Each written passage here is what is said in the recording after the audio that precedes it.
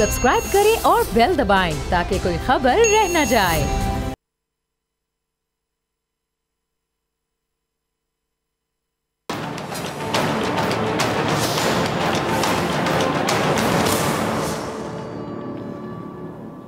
अस्सलाम वालेकुम नाज़रीन, मैं हूं डॉक्टर फ़िज़ा अकबर खान और मैं हूं पाकिस्तान और आप देख रहे हैं पाकिस्तान के सबसे बड़े न्यूज़ चैनल का नंबर 1 प्रोग्राम ऐसे नहीं चलेगा। नाज़रीन, जैसे जैसे दिन गुजरते चले जा रहे हैं वैसे वैसे जो गैर यकीनी की कैफियत है वो भी शायद ख़त्म होती जा रही है। अब इबहाम और शक के बादल कह रहे हैं कि छट रहे हैं। अब ये बात खुलकर सामने आ चुकी है कि PDM इत्तेहाद की जो जड़ें हैं वो खोखली थीं और हैं, और ये खोखला इत्तेहाद अब खुलकर सामने आ चुका है। पीपल्स पार्टी और मुस्लिम लीग नून की जो मोहब्बत है वो नया 9 दिनों पुराना 100 दिन वाली कहावत साबित हो रही है। सियासी बहन भाई भी अब लड़ रहे हैं, उनमें बाकायदा लड़ाई शुरू हो चुकी है। पीपल्स पार्टी और मुस्लिम लीग नून के जो अंदरूनी इख्तलाफात हैं उनकी रोज़ आप देख रहे हैं कि नित नई कहानियाँ सामने आ रही हैं। लेकिन एक बात यकीनी है कि इन दोनों जमातों के दरमियान लड़ाई की जो असल वजह है वो मुस्लिम लीग नून की आप कह लें कि गैर पार्लिमानी सियासत बनी है। पीपल्स पार्टी ने मुस्लिम लीग नून को, आपको पता है कि लाख बार समझाया कि वो इदारों के खिलाफ अपनी हद को पार ना करे, लेकिन नून लीग ने किसी की नहीं सुनी। कोई बड़ा नहीं था जो उस जमात को समझाता, बल्कि बदकिस्मती देखिए कि खुद को बड़े सियासी रहनुमा समझने वाले भी नून लीग के साथ मिल गए इदारों के खिलाफ मुनज़्ज़म अंदाज में मुहिम चलाने के लिए, और इसकी हाँ में हाँ मिलाते रहे। अब मेरी यहाँ बड़ों से मुराद JUI के सरबराह हैं, जो ना सिर्फ अपोजिशन इत्तेहाद के बड़े हैं, सरबराह हैं, बल्कि बुजुर्ग सियासतदान है ना, तो बड़े हैं। उन्होंने अपने सियासत के इतने लंबे तजर्बे से कुछ नहीं सीखा, इसी वजह से वो अपने से कम उम्र इत्तेहादी जमात के सियासतदानों को भी कुछ समझा ना सके, और इसी वजह से हम कह सकते हैं कि चूँकि PDM को कोई ऐसा रहबर ना मिल सका जो मुख्तलिफ सियासी जमातों की मुख्तलिफ सोच होने के बावजूद उनको इकट्ठा रख सकता, इसलिए ये इत्तेहाद रेत की दीवार साबित हो गया।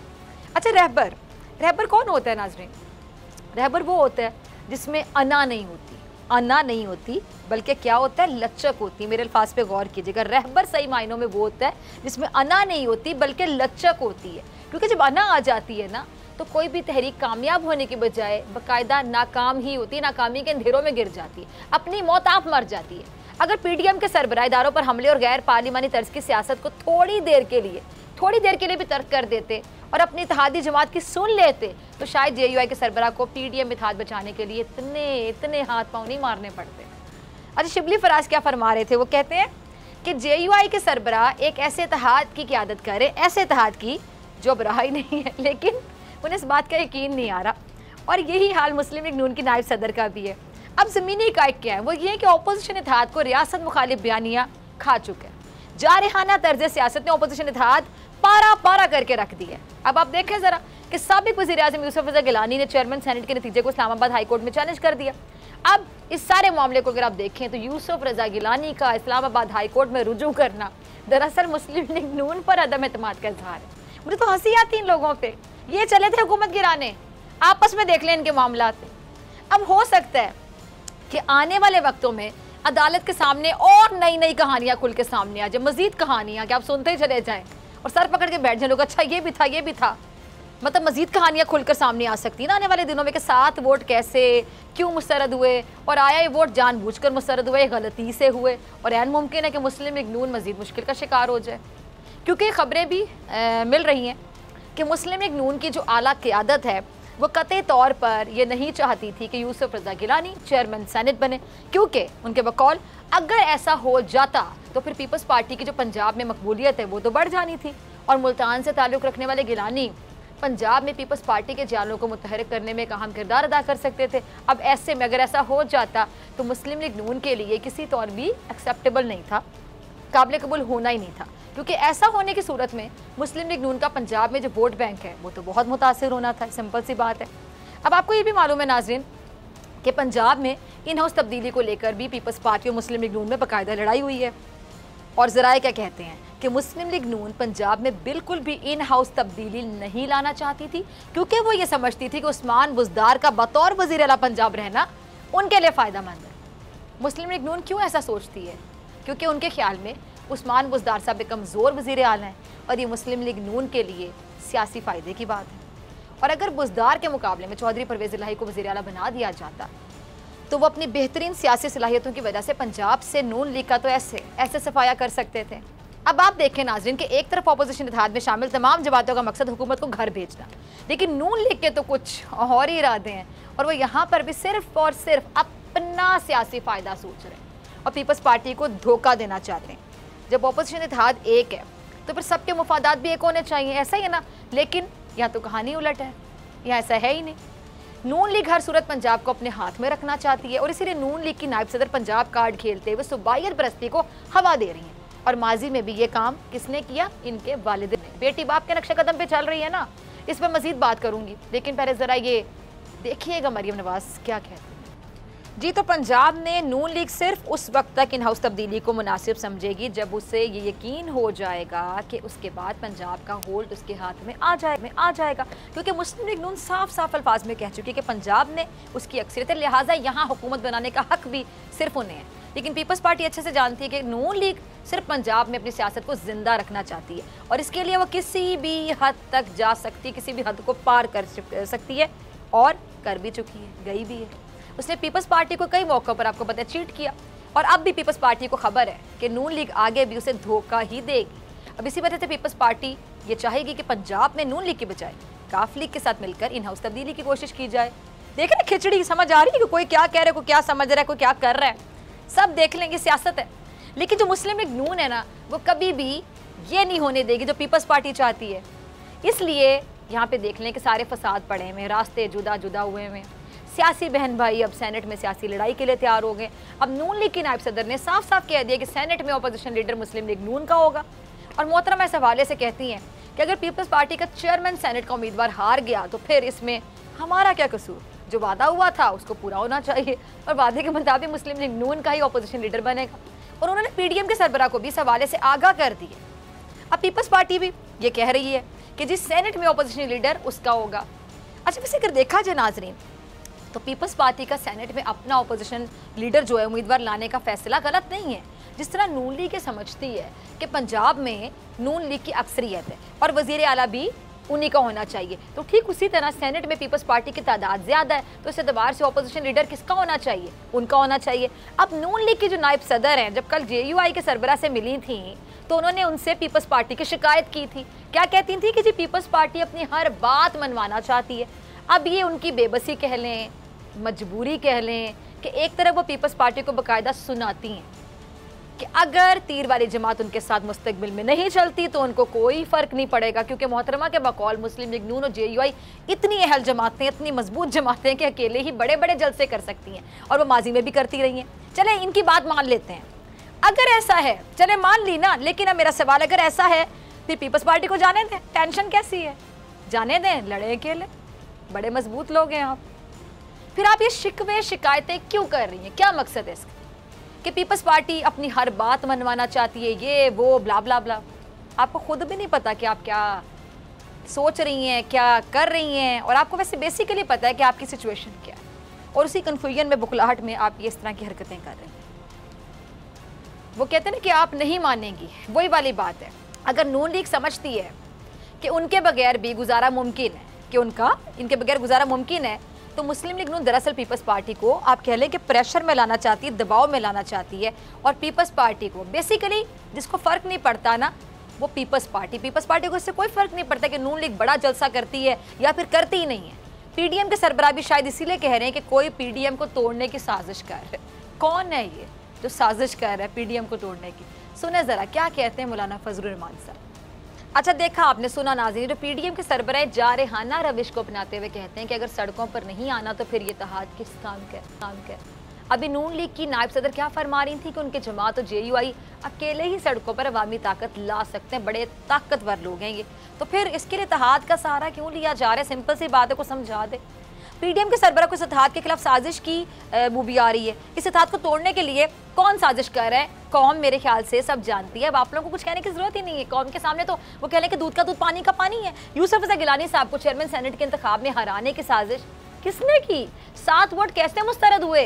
नून लीग के इजलास में पीपल्स पार्टी पे लीगी आला क़यादत का अदम एतमाद इस बात का बाकायदा सबूत है कि कोई अपना ही है जो इस इत्तेहाद को बाकायदा तोड़ना चाहता है। तोड़ना क्या चाहता है? ऑलमोस्ट टूट गया। अब क्या चाहता है? अब तो टूट गया, साफ नजर आ रहा है, बिखरा हुआ इत्तेहाद। अब पीडीएम के कायद को ये लगता है कि जो पीडीएम के अंदर बढ़ती हुई दरारें हैं ना, वो कोई इम्तिहान है और वो इस इम्तिहान में कामयाबी से निकल जाएंगे। लेकिन मेरे ख्याल से वो इस इम्तिहान में खुद को नाकाम मान लें, जितनी जल्दी मान लेंगे उतना अच्छा हो जाएगा। वरना नफ्सियाती तौर पे भी ना इंसान बड़ी मुश्किल में आ जाता है जब हकीकत को तस्लीम नहीं कर रहा होता, ख्वाबों की दुनिया में जी रहा होता है। आप जल्दी मान लें कि आप नाकाम हो चुके हैं। और हकीकत ये कि जो साजिश है ना, किसी बाहर से नहीं की गई, बल्कि पीडीएम के सरबराह को इस इम्तिहान में डालने वाले इनके अपने ही हैं जो इनके इर्द गिर्द मंडला रहे हैं। इनके अपने, इनको ये बात अच्छे से मालूम होनी चाहिए कि जब इन्होंने हुकूमत के खिलाफ पहले धरना और मार्च किया था, याद करें तो उस वक्त नून लीग ने बाकायदा क्या कहते हैं कलाबाजियाँ खानी शुरू कर दी थी। मुस्लिम लीग नून और पीपल्स पार्टी तो खुद आपस में लड़ रही है। तो फिर ऐसे में किसी को इस इत्तेहाद को तोड़ने के लिए साजिश की क्या जरूरत है? ये तो खुद का एक दूसरे को तोड़ने के लिए था, इस इत्तेहाद को तोड़ने के लिए।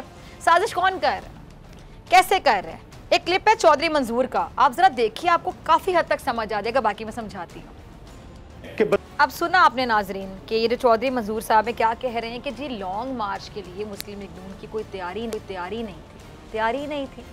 पंजाब में मुस्लिम लीग नून ने पीडीएम को होस्ट करना था, लेकिन नून लीग ने इस हवाले से पंजाब के शहरों में आप कह रहे कि मुनज़्ज़म अंदाज में कोई मुहिम नहीं चलाई थी और ना ही मीटिंग्स की थी। और इसके बरअक्स पीपल्स पार्टी ने सिंध के कई अजला में मीटिंग्स कॉल की। निसार खोड़ो पीपल्स पार्टी की जानिब से सिंध में लॉन्ग मार्च धरने के लिए पूरे तरीके से मुतहरिक थे। अब चौधरी मंजूर की बात पर अगर आप गौर करें तो बाकायदा ही पता चलेगा आपको कि अगर लॉन्ग मार्च धरना हो जाता तो पीडीएम के फ्लॉप लाहौर पावर शो की तरह पंजाब में एक बार फिर पूरी पीडीएम को सिर्फ एक चीज़ का सामना करना पड़ता, वो है शर्मिंदगी। लॉन्ग मार्च धरने को लेकर चौधरी मंजूर साहब मुस्लिम लीग नून की वो दोगली पॉलिसी है उसको बाकायदा एक्सपोज कर रहे हैं। नून लीग और जेयूआई सड़कों पर इंकलाब लाना चाहते हैं, तो इसके लिए हिकमत अमली का होना ज़रूरी है। अब ऐसे तो नहीं हो सकता कि एक आवाज़ दी और अवाम कायदीन के लिए एक इशारे पर उनके पीछे चलने को तैयार हो गए, जी हाँ आपने आवाज़ दी वहाँ गए बाहर, ऐसे तो नहीं होता। अब यही वजह कि पीपल्स पार्टी अपने दिल की बात कहने की ज़बान पे लाते हुए कह रही है कि नून लीग खुद संजीदा नहीं और दूसरों के कंधे पे रख के बंदूक भी चलाना चाहती है और इन्हें यानी पीपल्स पार्टी को मुजरिम बनाने की कोशिश कर रही है कि धरना और लॉन्ग मार्च होने या ना होने की सूरत में अपोजिशन की इत्तेहादी जमातें इसका मलबा पीपल्स पार्टी में डालें। बड़े सियाने हैं ये लोग वैसे। इसीलिए चौधरी मंजूर ने खरी बात करते हुए मौक़िफ़ अपनाया है कि पीपल्स पार्टी तहरीक की नाकामी पर जिम्मेदार नहीं होगी, जबकि नून लीग और जेयूआई इसकी जिम्मेदार होगी। अब आप देख लें नाज़रीन कि पीडीएम के दरमियान जो उलझने हैं वो कहाँ तक बढ़ चुकी, किस हद तक बढ़ चुकी, ये तो हदों को भी पार कर गई। अब राना सनाउल्लाह साहब जो है चौधरी मंजूर का जवाब देते हुए फरमा रहे हैं अपने मखसूस अंदाज में। सुने जरा राना साहब क्या कहते हैं। जी साहब अक्सर औकात कहा करते हैं, आपको पता है कि बड़ी ईद से पहले सियासी मुखालिफिन की कुर्बानी, और अब यही बातें राना सनाउल्लाह भी कर रहे हैं। इनका क्या कहना है कि लॉन्ग मार्च कॉल ऑफ नहीं करना चाहिए था क्योंकि इससे हुकूमत की जो नींदें हैं ना वो हराम हो गई थी। अब फिर यहाँ वही सवाल खड़ा हो जाता है जो कि चौधरी मंजूर साहब ने उठाया कि अगर लॉन्ग मार्च में मुस्लिम लीग नून की इतनी ज़्यादा दिलचस्पी थी, इतना इंटरेस्ट है, तो फिर तैयारी भी उस हिसाब से कर लेते हैं ना। तैयारी क्यों नहीं की? तो वही बात होगी कि पढ़ा है नहीं और एग्जाम में कह मैं टॉप कर लूँ, ऐसे तो नहीं होता। नहीं पढ़ा ना पूरी रात, कुछ और करते रहे तो फिर आपने फेल ही होना है। जो बच्चे पढ़ते रहे, तैयारी करते रहे, नींदें भी कई दफ़ा नींद की कुर्बानी देनी पड़ती एग्जाम में टॉप करने के लिए। जब तैयारी कोई नहीं की तो पास कैसे होते आप? अब मुस्लिम लीग नून यही तासुर देने की कोशिश करी कि अगर पीपल्स पार्टी लॉन्ग मार्च में साथ देती तो हुकूमत के लिए मुश्किल खड़ी हो सकती थी, लेकिन वो ऐसा कर नहीं पाई। अब ज़ाहिर क्या लग रहा है कि नून लीग जो है ना वो लॉन्ग मार्च, इस्तीफ़े और जो धरने के मामले पर पीपल्स पार्टी का जो किरदार है ना वो सोची समझी साजिश के तहत बाकायदा मशकूक बनाना चाहती है। मशकूक। और नून लीग का मौक़िफ़ क्या है कि पीडीएम की इतनी अहम मीटिंग्स को जानबूझकर मुतासिर करने की कोशिश की गई। नून लीग इनडायरेक्ट आप कहने कि पीपल्स पार्टी पे बाकायदा इल्ज़ाम लगा रही है, हमला कर रही है कि पीपल्स पार्टी ने जानबूझकर उस मीटिंग की एक एक बात मीडिया के सामने लीक की। अब मेरे ख्याल से नाज़रीन कोई शक की गुंजाइश ही नहीं रह गई। वो कहते हैं ना कि पिक्चर बिल्कुल क्लियर है, पूरा सीन क्लियर है, वाज़े कि पीपल्स पार्टी और मुस्लिम लीग नून में वो मोहब्बतें पहले की तरह नहीं रही हैं। नदीम अफजल चंद साहब के अंदाज में अगर मैं कहूँ, वो क्या कहते हैं जी, मुख्तारिया पीडीएम टूट गई है, ऑपोजिशन 10 दी नहीं पाई। पीपल्स पार्टी और नून लीग जो है ना उसमें मुफादात की जो रास्ता कशी वो तो जारी है ही। अब दूसरी जानिब पीडीएम के सरबराह ने मार्च से पहले नैब मार्च का भी ऐलान कर दिया। उन्हीं की ज़बानी ज़रा सुनिएगा उनके अंदाज में क्या कहते हैं। अच्छा, वो अपोजिशन इत्तेहाद के सरबराह ने उन्होंने ऐलान किया है कि 26 मार्च को नून लीग की नायब सदर की नैब पेशी के वक्त तमाम अपोजिशन इत्तेहाद के जो कारकुन हैं वो मौजूद होंगे। अब एक सवाल कि इसकी ज़रूरत क्यों पेश आ रही है? क्या नून लीग की नायब सदर कोई जंग लड़ने जा रही हैं, किसी जंग पे जा रही हैं? ऐसा लगता है कि पिछली मरतबा की तरह इस बार भी ऑपोजिशन ने नैब के खिलाफ कमर बांध ली। समझ रहे हैं आप मेरी बात नाजरीन? अगर नून लीग की नायब सदर को गिरफ्तार किया जाता है तो फिर क्या कुछ होगा, माहौल कितना ख़राब किया जाएगा, बदअमनी देखने में आ सकती है। सिंपल सी बात है, ये तैयारियाँ हैं। पिछली बार नून लीग की नायब सदर की पेशी के वक्त आपको याद होगा लीगी कारकुनों ने नैब पर बाकायदा पत्थर बरसाए थे और नून लीग की नायब सदर को पेशी से बचा लिया गया था। नून लीग आप समझ रहे चोर मचाए शोर वाली पॉलिसी अपना रही है और क्या कह रही है कि अगर नून लीग की नायब सदर की पेशी के वक्त कोई हंगामा आराई हुई तो उसके जिम्मेदार चेयरमैन नैब और हुकूमत होगी। यही नहीं, नून लीग ढके छुपे अल्फाज में ये भी कह रही है कि अगर उनकी नायब सदर को गिरफ्तार किया गया तो फिर बहुत कुछ हो सकता है, एहतजाज किया जा सकता है। अब सवाल है कि कैसा एहतजाज करेगी, पथराव वाला करेगी या फिर नून लीग पुरअमन एहतजाज करेगी, इससे भी बढ़ के कुछ। और अगर एहतजाज हुआ तो फिर लगता नहीं कि एहतजाज पुरअमन होगा, क्योंकि अमन वाले तो लोग ही नहीं है, ये तो साजिशी लोग हैं।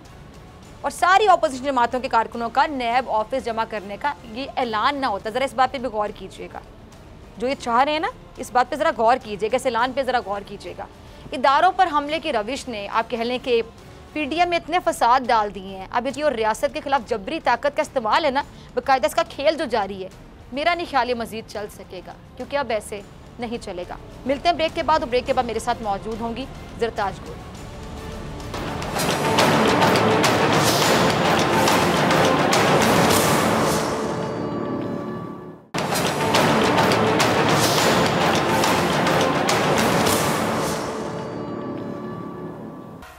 वेलकम बैक नाजरीन। दुनिया भर में आज पानी का आलमी दिन मनाया जा रहा है। अक़वाम मुत्तहिदा का क्या कहना है कि जो दुनिया भर में 1 अरब 10 करोड़ अफराद पीने के साफ पानी से महरूम है।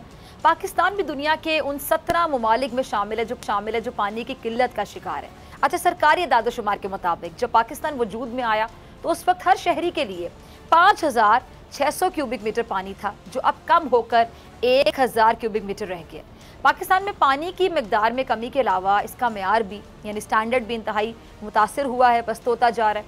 मुल्क की 85% आबादी 85% आबादी पीने के साफ पानी से महरूम है और मुल्क का 92% 92% सीवरेज का जो पानी है वो बराह रास्त दरियाओं में और नहरों में शामिल हो जाता है। अब उस गंदे पानी की वजह से सोचें सर, उस गंदे पानी की वजह से हर साल 52,000 बच्चे हैज़े का, मुख्तलिफ बीमारियों का शिकार होते हैं, जान की बाजी हार जाते हैं, जान बहक हो जाते हैं। और इस वक्त जो मईशत का अगर मैं कहूँ 1.5% हिस्सा अस्पतालों में पानी से मुताल्लिक़ बीमारियों के इलाज पर खर्च हो रहा है। इस पर बात करने के लिए हमने आज प्रोग्राम में ज़ेरे ममलिकत माहौलियाती तब्दीली ज़रताज गुल साहिबा किसी तारुफ के मोहताज हैं। ज़रताज, बहुत शुक्रिया ज्वाइन करने के लिए। ज़रताज, पाकिस्तान और भारत के दरमियान ये जो आबी तनाज़ा है, आपको पता है पहले दिन से अगर मैं कहूँ कि बहुत बड़ा मसला है तो गलत नहीं होगा, आप अग्री करेंगी, लेकिन साथ ही बदकिस्मती कह लें कि हम आलमी फोरम्स पर अपने इस हक़ के लिए सही तरीके से आवाज़ नहीं उठा सके। भारत के इस मौक़िफ़ को हमेशा दुरुस्त माना जाता है इंटरनेशनली कि जी पाकिस्तान के पास जो दस्तयाब पानी है उसको ज़ख़ीरा करने की सलाहियत ही नहीं है और इस वजह से हमारी सुनवाई नहीं होती है। लेकिन कब हम ये सलाहियत हासिल कर पाएंगे और ये जो भारत अपना ये मौक़िफ़ दुरुस्त साबित कर जाता है, आपको क्या लगता है कि हमारे यहाँ कहाँ कमी है? Thank you Fiza. World water day आज, और पाकिस्तान अनफॉर्चुनेटली उन ममालिक शामिल है जहाँ सबसे ज़्यादा ऐसी करप्ट प्रैक्टिसेस होती हैं जिसमें हम पानी को सबसे ज़्यादा ज़ाया करने वाली कौमों में से। फिर हमारी आबादी 22 करोड़ है, बहुत ज़्यादा है। फिर क्लाइमेटिक चेंजेस हमारी ऐसी हैं कि जिसके ग्लेशियर तेज़ी से पिघल रहे हैं। और इसके अलावा ये कि चूँकि हमारी जो एग्रेरियन इकॉनमी है, हम लोग एग्रीकल्चर के ऊपर 70% से ज़्यादा लोग डिपेंडेंट हैं और हमारी जो प्रैक्टिसेस हैं एग्रीकल्चर की भी वो बिल्कुल पुरानी हैं और हमारी जो कुछ फसलें हैं वो बहुत ज़्यादा वाटर कंज्यूम करती हैं। तो इन सब चीज़ों की वजह से हमें तो बहुत ज़्यादा अवेयरनेस की ज़रूरत है इस नेचुरल रिजर्वायर को। जहाँ तक आपने ये इंडस वाटर ट्रीटी की तरफ इशारा किया, जैसे ही पाकिस्तान वजूद में आया तो सारी बात है कि पहले दिन से ही पाकिस्तान और इंडिया में टसल पानी के ऊपर हो गई थी और आगे मज़ीद शिद्दत इसके अंदर आने वाली है क्योंकि दोनों मुल्कों की आबादी बहुत ज़्यादा है। और जब ये 1960 में मेरा ख्याल में जब इंडर वाटर ट्रीटी जो है जब साइन हुआ था तो 1970 तक हम 2 बड़े डैम जो थे तरबेला और मंगला की बुनियाद रख चुके थे। तब से अब तक इंडस वाटर ट्रीटी को मुसलसल इंडिया वायलेट करता है। हमारी अनफॉर्चुनेटली पिछली हुकूमतों ने जो हमारा जो हर फोरम पे जो हमें बात करनी चाहिए थी पानी की, इंडिया से जो हमारे मसाइल थे आबी, हम उसके बारे में बात नहीं कर सके क्योंकि वो हमारे दरियाओं पे बंद बांधता रहा, वो हमारा पानी रोकते रहे और जिस टाइम हमें पानी की ज़रूरत नहीं होती थी हमारी खड़ी फसलों के ऊपर इंडिया जो है वो सैलाब की सूरत में पानी छोड़ देता बग़ैर वार्निंग के। और पाकिस्तान की तरफ से आपको पता है फ़िज़ा, आप ज़्यादा इंडिया पाकिस्तान के फॉरेन पॉलिसी पे और LOCs के ऊपर आप नज़र रखती हैं कि जो पिछली हुकूमतें थी वो बंद बांधते थे इंडिया की तरफ से, हमारी तरफ से आम और साड़ियाँ और आम की पेटियाँ भिजवाई जाती थी। तो किसी सूरत में भी पाकिस्तान की तरफ से प्रीवियसली इस पानी के मसले के ऊपर काम नहीं किया गया। लेकिन आज भी मैं देख रही थी और हमारी हुकूमत का, चूँकि हम लोगों ने, आपको पता होगा कि हम लोगों ने पानी की अहमियत को समझते हुए दोनों को, वाटर एंड पावर को अलग करके बाकायदा वाटर की अलग मिनिस्ट्री बनाई क्योंकि हम इसकी अहमियत को समझते हैं। और 2 बड़े मेगा डैम जो है दी आमिर बादशाह जो है हमारी जो हुकूमत है, प्राइम मिनिस्टर इमरान खान जो है उनका 2 बड़े डैमों का इफ्तिताह भी कर चुके हैं। और मैं समझती हूँ कि ये बहुत बड़ी बात है कि इतने सालों के बाद पहली दफ़ा हम वाटर रिजर्वाइज की तरफ जा रहे हैं। पाकिस्तान में बिल्कुल कैपेसिटी है डैम बनाने की, बंद बांधने की, अपने वाटर रिजर्वाइज को सेव करने की, ना कि ये जाके बिल्कुल ज़ाया हो जाए। लेकिन पाकिस्तान ने बहुत सालों के बाद प्राइम मिनिस्टर इमरान खान ने इस विज़न को और इसको लेकर चलें कि हम 2 बड़े डैम जो हैं, इसमें ज़ाहिर बात है प्रीवियसली हमारे चीफ जस्टिस साहब का भी इसके अंदर हाथ है, फिर हमारी आर्म्ड फोर्सेस का भी इसमें हाथ में थे। लेकिन अब शुक्र अल्हम्दुलिल्लाह कि हम इसको समझते हैं। लेकिन जो इंडस वाटर ट्रीटी की वायलेशन जो इंडिया कर रहा है वो अब हमें हर फोरम को लेकर जाना चाहिए और लेकर जा भी रहे हैं। जी फ़िज़ा। ठीक है, अच्छा ज़रताज, ये पाकिस्तान में जो पानी का मामला है इस पर आपको पता है कि जो सूबे हैं, जो बड़ा तकलीफ होती है कि सूबे भी अपने अपने मुफादात देख रहे हैं। चले बाहर से भारत से हमारे साथ दुश्मनी की जाए, हमारे खिलाफ कोई बात की जाए या हमारा नुकसान करने की कोशिश की जाए, किसी हद तक बात समझ आती है। लेकिन जब सूबे अपने अपने मुफादात पर होते हैं और जब नज़र आ रहा होता है कि एक बहुत बड़े लेवल पर हमारा जो एक नेशनल इंटरेस्ट है वो मुतासर हो रहा है, मुल्क का नुकसान हो रहा है, और इसीलिए जो सूबों के आपस के खिलाफा समझ लें कि पानी के बड़े ज़खायर नहीं बनाए जा सके, ये एक ऐसी बात है, इससे कोई डिनाई नहीं कर सकता। अब भी सारे सूबों में आपको पता है PTI की हुकूमत नहीं है। इस मामले को अब आप लोग कैसे हल करेंगे? क्या इस मसले पर डिस्कशन हुई भी है सीरियस नोट पर, या फिर तब्दीली का प्लान कोई है भी जिस पर सब सूबे मुत्तफिक हो जाएं? ऐसा कोई आइडिया कभी डिस्कस हुआ हो या प्लान्स में हो? देखिए फ़िज़ा, ज़ाहिर बात है जब प्राइम मिनिस्टर इमरान खान ने डैम की अहमियत को समझा है कि हमें लाखों किनाल पानी की ज़रूरत है, जो हम अपने लाखों ज़मीन को ज़ेर-आब होने से बचाने के अलावा उसको बिल्कुल सरसब्ज़ ज़मीन में हम लोग उसको चेंज कर सकते हैं। फिर 2 बड़े डैम्स का मुसलसल इफ्तिताह करना, उसके लिए पैसे और एक बाकायदा अकाउंट बनाना, भाषा डैम का और दी आमिर का, ये बहुत बड़ी अचीवमेंट है। और उसकी अहमियत भी यही है कि एक तो एक्सटर्नल लड़ाई के जो ऊपर हमने इंडिया के साथ बॉर्डर के ऊपर बात की, दूसरी हम लोगों ने इंटरनल लड़ाई, आपने बिल्कुल सही कहा है कि कोई वाटर रिकॉर्ड जो हुआ था उसमें सुबह की बराबर की तकसीम होती पानी के लिहाज से, वो शायद उसके ऊपर सुबह देखिए, इसका मतलब ये है कि अगर इसमें टसल चल रही या टेंशन है, इसका मतलब यही है कि पानी बहुत अहमियत है। और पाकिस्तान 2005 में वाटर स्ट्रेस लाइन ऑलरेडी जो है वो क्रॉस कर चुका है और अब मज़ीद अब कह रहे हैं कि 2025 तक 2030 तक पाकिस्तान मज़ीद ओवर स्ट्रेस्ड जो है ममालिक के अंदर आ जाएगा। और खुदा न ख्वास्ता आगे वाली लड़ाइयाँ जो हैं फिर वो इसी तरीके से, आप देखें हमारे बड़े शहरों में तो सारा टैंकर माफिया आ गया है, लोगों को पानी पीने की सहूलत जो है वो मुयसर नहीं है। तो आपने ठीक तरफ इशारा किया है कि हमें अपने इंटरनल मसलों को भी हल करना चाहिए। लेकिन उस वाटर रिकॉर्ड में कुछ चीज़ें मैंने पढ़ी थी, उसके अंदर तो बहुत सारी ऐसी भी चीज़ें लिखी हुई थी, फॉर एग्जाम्पल कि आपने वाटर रिजर्वाइज बनाने, छोटे स्मॉल डैम्स आपने अपने सूबों के अंदर करने, पानी की तकसीम तो है ही, लेकिन इसके अलावा जैसे अब चश्मा राइट बैंक के नाल के ऊपर है, इसके ऊपर प्राइम मिनिस्टर इमरान खान ने बहुत ज़्यादा काम किया है। गोमलजाम डैम के ऊपर बहुत ज़्यादा KPK के अंदर काम किया है। उसकी वजह यही है कि जो हमारा पूरा साउथ KP है ये सारा ग्रीन और लश उसके अंदर इंशाल्लाह ज़रखेज़ हो जाएगा। वो चीज़ों को बड़ा गहराई से देखते हैं प्राइम मिनिस्टर इमरान खान। तो सुबह को इकट्ठे आपस में बैठने की ज़रूरत है और हमें फ़िज़ा उन एक्सपर्ट्स की भी ज़रूरत है, हमें उन इंजीनियर्स की भी ज़रूरत है, हमें उन एनवायरमेंटलिस्ट की भी ज़रूरत है और हमें उन नेशनलिस्ट की भी ज़रूरत है कि जो लड़ाई फैलाने के बजाय कंसेंसस करके तमाम सूबों को आपस आपस में बिठाएं और आपस में राज़ी करें कि, और जिन डैमों के बारे में हम बात भी नहीं करना चाहते उनके बारे में भी बात करें। और उसमें मैं समझती हूँ कि सूबों का अपना किरदार है, चीफ एग्जीक्यूटिव्स का अपना किरदार है, और नेशनल डायलॉग और कंसेंसस की बड़ी ज़रूरत है। और ऐसा फोरम है जिसके ऊपर मजीद टेंशन सरताज, आपने बड़ा अहम पॉइंट रेज किया, मुझे बड़ा अच्छा लगा ये आपने जो कहा कि हमें इन तमाम लोगों की ज़रूरत है। तो आपको लगता है कि अभी ये ज़रूरत पूरी कैसे की जा सकती है? अभी जो टीम है पूरी, मतलब इतने लोग हैं पूरे सिस्टम में, तो आपको लगता है कि ज़रूरत की अभी भी कमी है या आपको फ्लॉ नज़र आ रहा है, कमी नज़र आ रहा है? इसको पूरा कैसे किया जा सकेगा, ज़रा कोई आइडिया शेयर कीजिएगा। देखिए ना फिजा, जो पानी का झगड़ा है या पानी का जो तकसीम है, ये तो बेसिकली एक नेचुरल रिसोर्स के ऊपर, और ये तो एक पानी का जो एक प्रॉपर, ये तो एक साइंस हमें समझने की ज़रूरत है।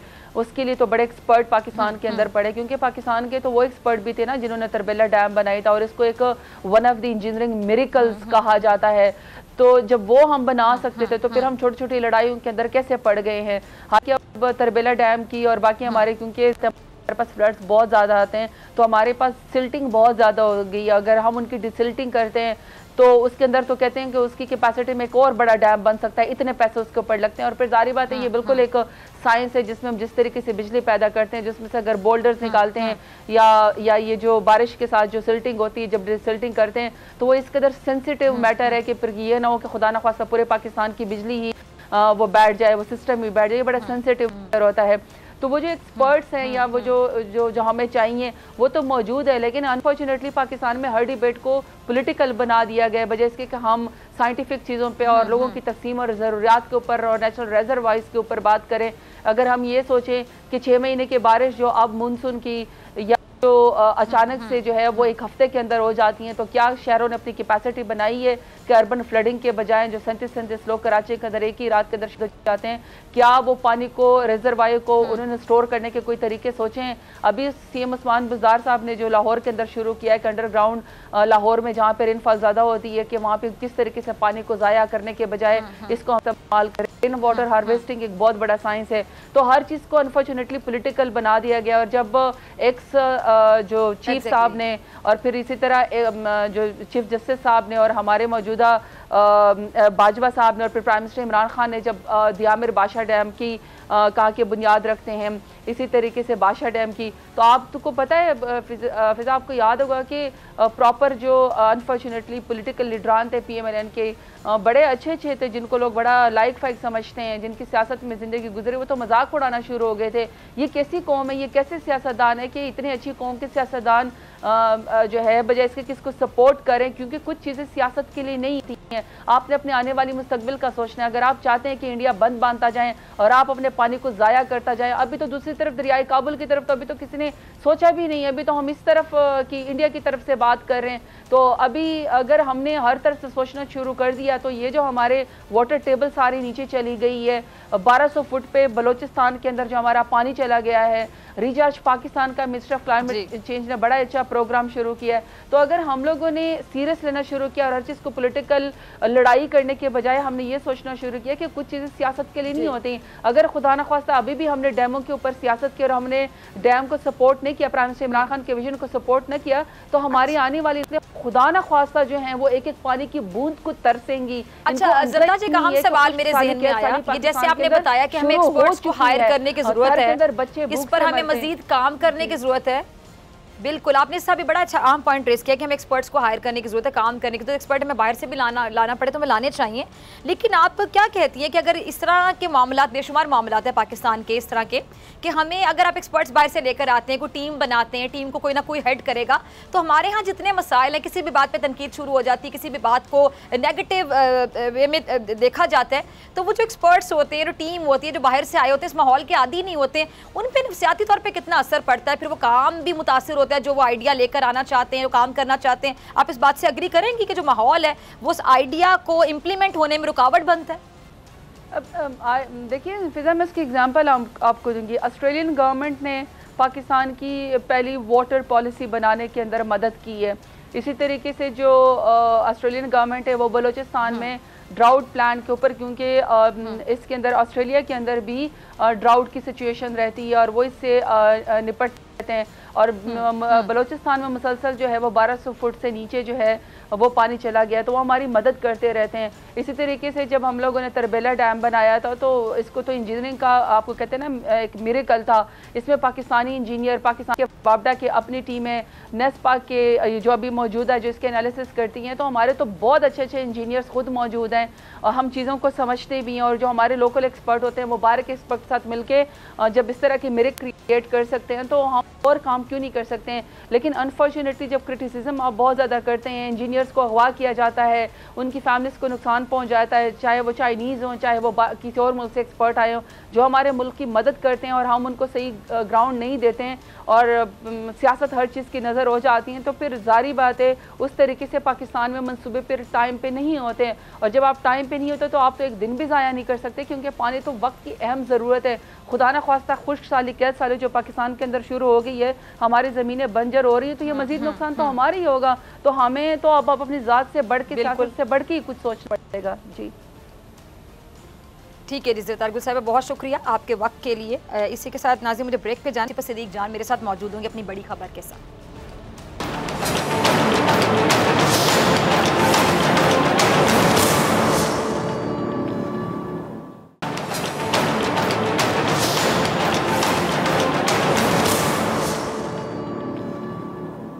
वेलकम बैक नाज़रीन। इलेक्शन कमीशन में यूसुफ रज़ा गिलानी साहब की नाअहली है, उसके लिए अहम समाअत का जो अहवाल है वो जानेंगे नुमाइंदा खुसूसी सदीक जान से। सदीक बताइएगा इस समाअत का अहवाल, क्योंकि अहम समाअत है।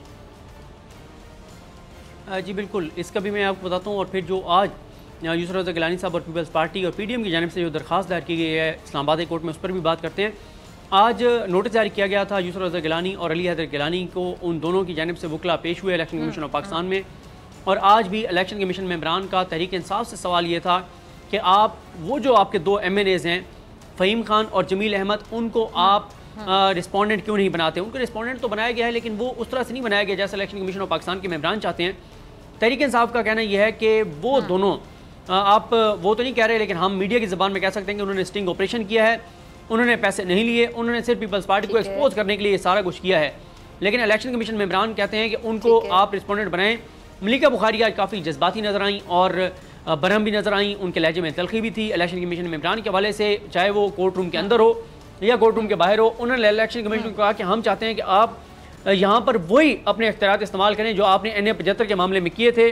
जैसे वहाँ पर आपने वीडियोज़ पर फैसला किया, यहाँ पर भी आप वीडियोज़ को देखें। और ये भी उन्होंने कहा कि आपकी तरफ से ये कहा जाता है कि अरशद मलिक का जो फैसला है सुप्रीम कोर्ट से कि वीडियो को उस एक शहादत के तौर पर कबूल किया जाएगा जब वीडियो बनाने वाला सामने आएगा, जब वो एक लंबा चौड़ा उसका क्राइटेरिया। लेकिन वो कहती हैं कि क्योंकि यहाँ पर वीडियो बनाने वाले भी मौजूद हैं, वो इतराफ़ कर रहे हैं, बहन हेल्फी दे चुके हैं, और जिसकी वीडियो है यानी अली हैदर गिलानी वो भी इतराफ़ कर रहे हैं जी बिल्कुल मेरी वीडियो है। तो वो कहती हैं कि इसलिए अब मसला नहीं है। और दूसरा जो केस था आज इलेक्शन कमीशन ऑफ पाकिस्तान में, वो फंडिंग जो ममनुआ फंडिंग है उस हवाले से केस था, उसमें भी बड़ी पेशरफ्त सामने आने वाली है। जो अकबर असबाबर हैं वो जो रिकॉर्ड चाहते हैं उस पर इलेक्शन कमीशन ऑफ पाकिस्तान 30 मार्च को तहरीक इंसाफ के वकील को सुनकर फैसला करेगी। लेकिन आज जो एक और बड़ी डेवलपमेंट हुई वो ये हुई कि आज PDM की जानिब से इस्लामाबाद कोर्ट से रुजू किया गया है और उनका ये कहना है कि जो चेयरमैन सेनेट का इलेक्शन है उसको कलअदम करार दिया जाए। जो 7 वोट रिजेक्ट किए गए हैं वो 7 वोट जो हैं वो ठीक करार देकर गिलानी साहब को जो है वो फातेह करार दिया जाए, चेयरमैन सेनेट के विनिंग उम्मीदवार के तौर पर डिक्लेयर किया जाए। और इसके लिए उन्होंने जो बयान हल्फी साथ लगाए हैं उन बयान हल्फी में उन्होंने ये बताया कि जब हम सेक्रेटरी इलेक्शन कमीशन के पास गए तो उन्होंने हमें वोट डालने का क्या तरीका बताया था। उन्होंने यही कहा था कि आप उस जहाँ पे उम्मीदवार का नाम है उसके आगे डब्बे में आप कहीं भी मोहर लगा सकते हैं। दूसरा उन्होंने कहा, बयान हल्फी जो दी है उसमें उन्होंने कहा है कि वहाँ पर कैमरे लगाए गए थे, बूथ के अंदर जो कैमरे थे उसका जिक्र किया गया है। फिर वो कहते हैं कि जो मुजफ्फर शाह साहब हैं इनका तल्लुक क्योंकि GDA से है, ये बाइस्ड थे। फिर ये भी कहा गया है कि अददी एतबार से हमारी अक्सरियत थी लेकिन हमें जो है वो हिरा दिया गया है, ये सारी चीज़ें। और फिर उन्होंने ये भी कहा है कि जुडिशल रिव्यू इसका हो सकता है, अदालत इस मामले को देख सकती है। इस हवाले से अब देखते हैं इसी हफ्ते, ये हफ्ता वैसे बहुत इंपॉर्टेंट है, इसी हफ्ते में मरीम साहबा की क्योंकि पेशी है वो भी एक बड़ा इवेंट है। इसी में काजी फैसल साहब की जो रिव्यू की दरख्वास्त है उसको लाइव दिखाना है या नहीं दिखाना, उस पर फैसला आना है। इसी हफ्ते में चांसेस हैं कि जो सुप्रीम कोर्ट की डिटेल्ड जजमेंट है जिसमें सुप्रीम कोर्ट 186 के तहत जो रेफरेंस सदारती रेफरेंस आया था सुप्रीम कोर्ट के पास के सेनेट इलेक्शन ओपन बैलेटिंग के जरिए होंगे, सेक्रेटरी के हवाले से तफसीली फैसला भी आ सकता है। और उसी फैसले को देखकर हुकूमत ने यह फैसला करना है कि चीफ इलेक्शन कमिश्नर के खिलाफ रेफरेंस दायर करना ही नहीं। तो ये हफ्ता बहुत इंपॉर्टेंट है। और साथ ही आपको पता है PDM ने 3 फैसले करने हैं। एक ये है कि चेयरमैन के सेनेट में अपोजिशन लीडर कौन होगा, उसके लिए बिलावल साहब आज गए वहाँ पर सराजुल हक साहब के पास। पीपल्स पार्टी अपना अपोजिशन लीडर लाना चाहती है, नून लीग अपना लाना चाहती है। NA 249 का भी फैसला होने, वहाँ पर नून लीग कहती है कि हमारा उम्मीदवार होगा, मुश्तरका तौर पर PDM उसको सपोर्ट करेगी, लेकिन पीपल्स पार्टी कहती है नहीं, हम अपना उम्मीदवार लाएंगे। और जो बयानात का सिलसिला जारी है पीपल्स पार्टी और नून लीग के दरमियान, कोई सीज़ फायर होता है या नहीं, ये भी फैसला हो जाएगा। उसकी वजह यह है कि पहले जरदारी साहब ने बयान दिया PDM के इजलास में नवाज शरीफ के हवाले से, फिर मरीम ने ट्वीट्स करके मुतबादिल का इशारा दिया, फिर उसके जवाब में बख्तावर ने ट्वीट्स किए, फिर उसके बाद मरीम दोबारा कल बोली कि उसकी ज़बान खींच लेंगे जो नवाज शरीफ की बात करेगा, जरदारी साहब की तरफ इशारा करते हुए। और आज बिलावल ने जो मरीम के हवाले से कहा कि जब मैंने किसी पार्टी की वाइस प्रेसिडेंट पर बात करनी होगी तो मैं अपने वाइस प्रेसिडेंट को कहूँगा कि वो उन पर कमेंट करें। तो ये बड़ी डेवलपमेंट्स हैं जो PDM के हवाले से भी सामने आ रही हैं। ठीक है जी, बहुत शुक्रिया सदीक जान आपकी बड़ी खबर के लिए, आपके तज्जिए के साथ मुझे दीजिए इजाज़त। आपसे मुलाकात होगी इंशाल्लाह कल सेम टाइम सेम चैनल के ज़िंदगी ने वफ़ा की। लेकिन जाने से पहले देखिए मुमताज़ मौसीका निसार बज़मी की बरसी के मौके पर हमारा सेगमेंट मत समझो हमने भुला दिया।